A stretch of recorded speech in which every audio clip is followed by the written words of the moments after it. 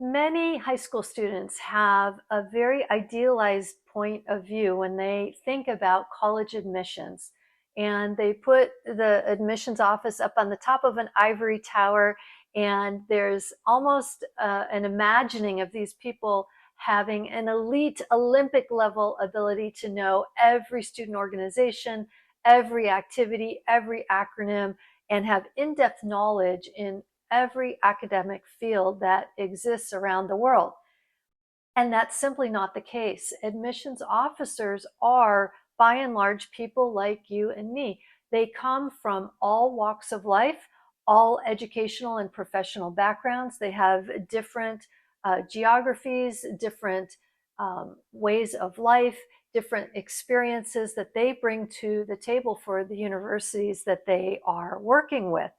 And as a result, it is very important that students keep their messaging very clear and not dumbed down, but simple, such that you can pass what I like to call the stranger test.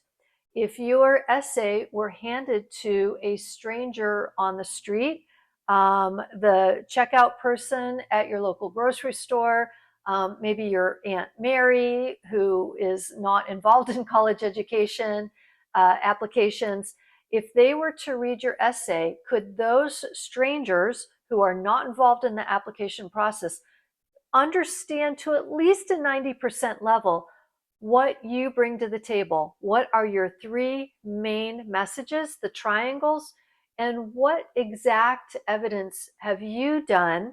What anecdotes, what experiences, what extracurriculars have you done to demonstrate those types of things?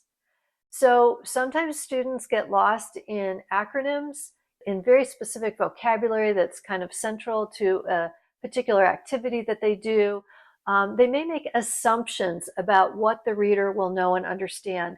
And often in the very first phase of editing essays, of which I've done hundreds, I will put a comment in the Google Doc that says, I have read hundreds of essays and I'm not familiar with this. I had to Google it.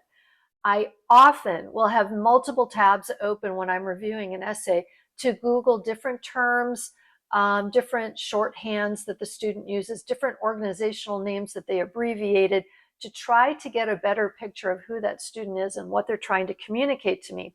You want to avoid those situations at all costs. You always want your essay to be able to pass the stranger test. And I encourage students to write in not a dumbed down, but in a simple, clear way that is understandable to a wide range of backgrounds, a wide range of experiences, because that is, in fact, the type of people who are going to be reading your essay for many, many different college institutions.